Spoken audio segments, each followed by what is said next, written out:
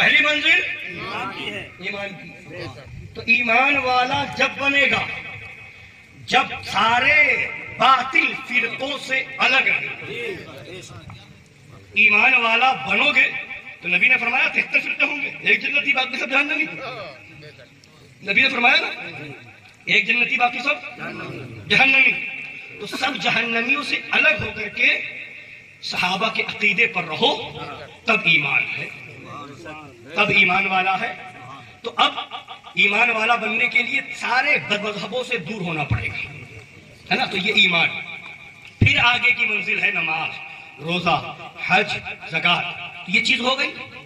اب آپ سے پوچھا جائے قیامت کے دن جنت میں کون جائے گا, جنت کا حقدار کون ہوگا, تو آپ کا جواب یہی تو ہوگا ایمان والا ہوگا اور متقی ہو, پرہیزگار ہو تو جنت کا حقدار ہے.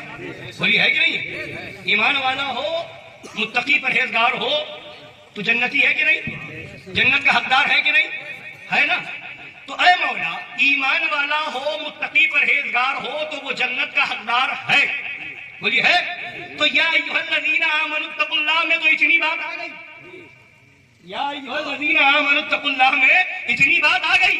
ایمان والوں سے کہہ رہا ہے اتقوا اللہ, تقوی اختیار کرو, اللہ سے ڈرتے رہو. تو اس میں ساری چیزیں آ گئی. ایمان والا بھی ہو گیا, تقوی والا بھی ہو گیا, جنتی ہونے کے لیے کافی ہو گیا. اتنی بات تو اس میں آ گئی. مگر آگے تو فرما رہا ہے وَكُونُوا مَعَ الصَّادِقِينَ, سچوں کے ساتھ ہو جاؤ. اس حکم کا مطلب کیا ہے, اس حکم کا مقصد کیا ہے, یہ حکم کیوں دے رہا ہے؟ تو بارگاہ خدا بندی سے جواب ملے گا ارے بے وقوف سمجھا نہیں, ایمان میں نے دے دیا, تقوی تو نے اختیار کر لیا میری توفیق سے. اب اس کے بعد یہ فائدہ ملے گا کب؟ جب ان سب کو بچا کر کے قبر میں پہنچے گا, قبر سے حشر میں پہنچے گا, اس کے بعد جنت میں جائے گا. ابھی یہ سب منزلیں تمہیں طے کرنی ہے, یہ مراحل تمہیں طے کرنے ہیں, ان راستوں سے تمہیں گزرنا ہے. اب تمہارے راستے میں زندگی گزار رہے ہو, راستے میں کہیں تمہیں وہابی مل جائے گا, کہیں تمہیں دیوبندی مل جائے گا, کہیں تمہیں رافضی مل جائے گا, کہیں تمہیں قادیانی مل جائے گا, کہیں تمہیں تبلیغی مل جائے گا, کہیں غیر مقلد اہل حدیث کہلانے والا مل جائے گا, کہیں تمہارے سامنے کوئی صلح کلی آ جائے گا, کوئی تطہیری آ جائے گا, کوئی دعوتی آ جائے گا, کوئی ریاسی آ جائے گا, کوئی شاکری آ جائے گا, کوئی منہاجی آ جائے گا, کوئی اور روپ میں آ جائے گا, اور وہ بھی قرآن دکھائے گا, وہ بھی حدیث دکھائے گا. اور اس زمانے میں تو اعلیٰ حضرت کا نام لے کر کے بھی آئے گا, فتاوی رضویہ دکھا کر کے بھی آئے گا.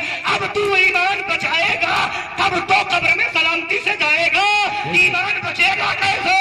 ایمان کے دشمن گھوم رہے ہیں, ایمان بچانا تو ضروری ہے. اب ایمان بچے گا اس لیے ایسے کہ سچوں کے ساتھ جڑ جاؤ, ایمان بچائے گا.